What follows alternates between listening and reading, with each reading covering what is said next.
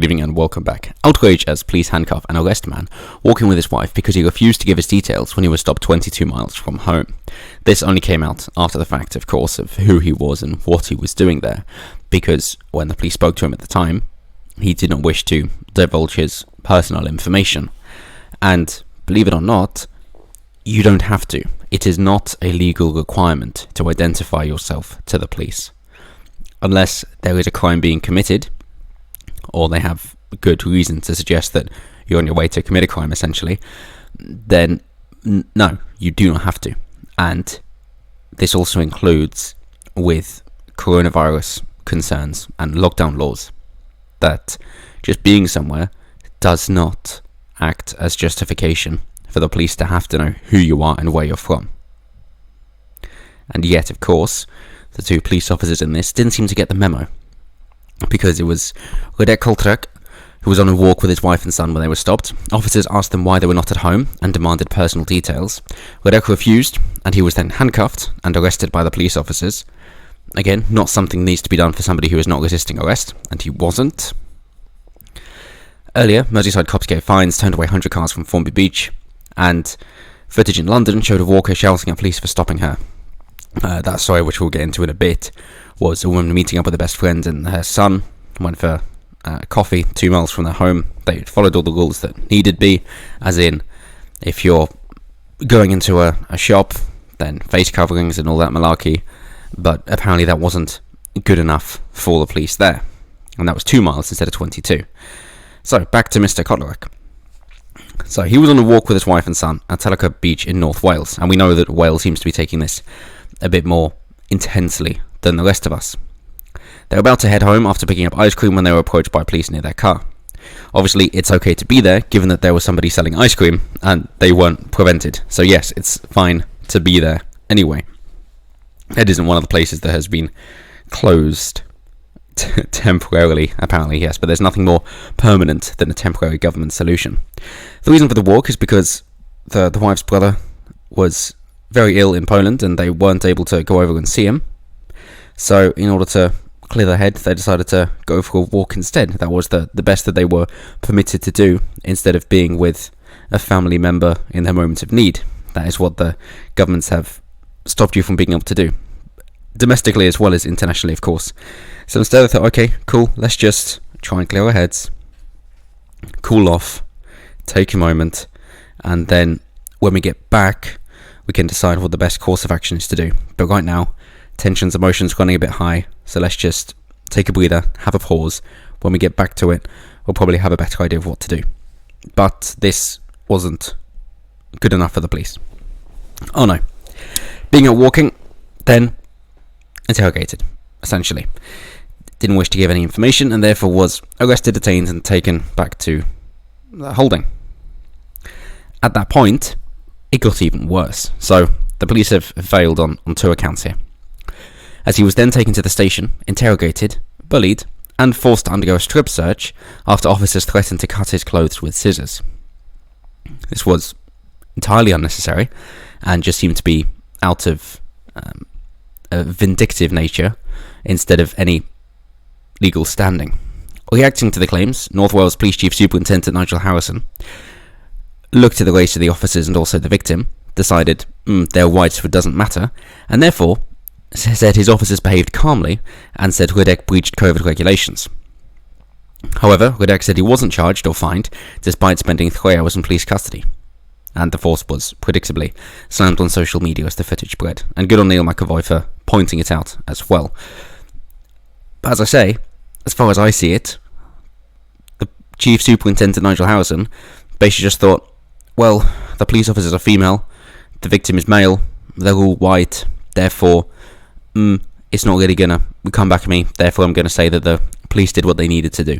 Because I firmly believe that at this point, it doesn't matter about the principle of the things, or what is legal and what is not. All that matters is skin colour and genitalia. And so, overlooking the footage, he made that decision, and then decided to stand by it. However, Welsh Assembly member Neil McAvoy saying, how on earth can a regular couple be treated in such a way? The Koltreks have been dealing with a family tragedy in Poland, yet are unable to travel to be with family. They went to a quiet beach to maintain a sense of sanity. The police acted unlawfully and breached the human rights of an everyday couple out with their son. He did not resist arrest, yet was cuffed.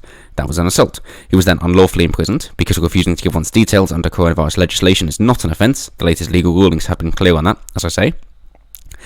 And to threaten to cut off his clothes with scissors, if he did not strip naked at the station, was a huge indignity, constituted abuse, and was a breach of his human rights.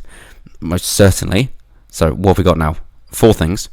This kind of thing only used to happen under totalitarian regimes. It is happening in Wales now, with opposition politicians like me, Neil, also be targeted by police.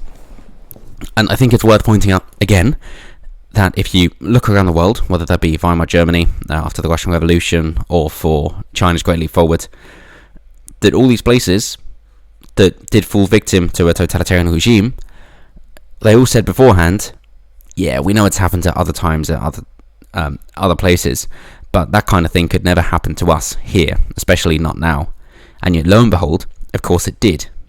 So, you're trying to suggest, yeah, but we're different than them.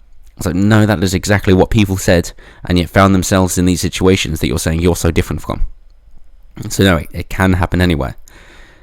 And Lawrence Fox said similarly, saying without consent, it's not policing.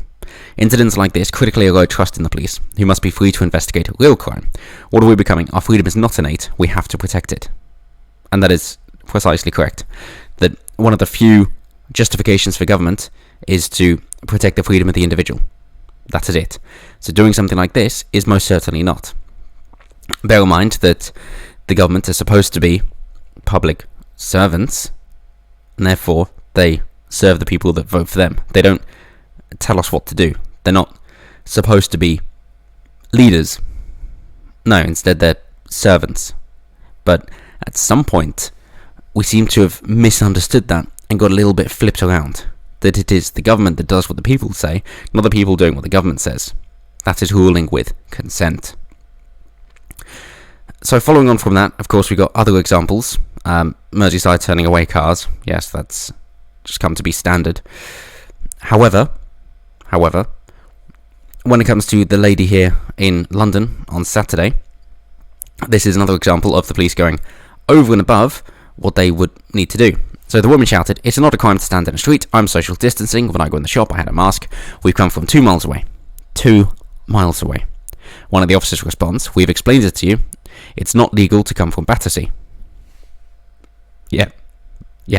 They're outside the quarantine, to use V for Vendetta terms.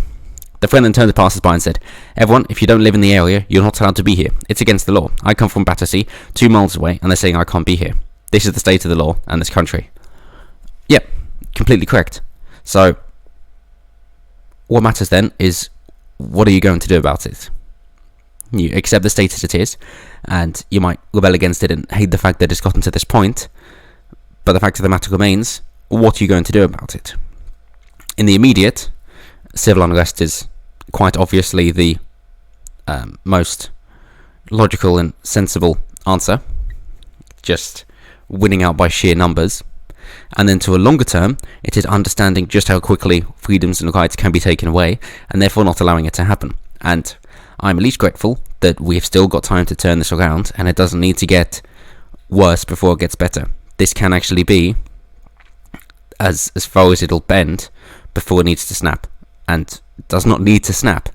If we can all say, yeah, we trusted the government to uphold their word with 2 weeks to flatten the curve, and then just took advantage of that, therefore we can't trust them again. All the time that this remains in living memory, and the more people that are aware of these things, the better, and the much better chance we have of turning things back around, pushing the needle back the other way, without things having to get far worse, for people to then say, oh right, yeah, we do actually need a change, and then it's a bit too late. So that's my take on it, but as always, let me know what you guys think down below. Always intrigued to hear what you guys have to say, and as always, until next time, have a good one.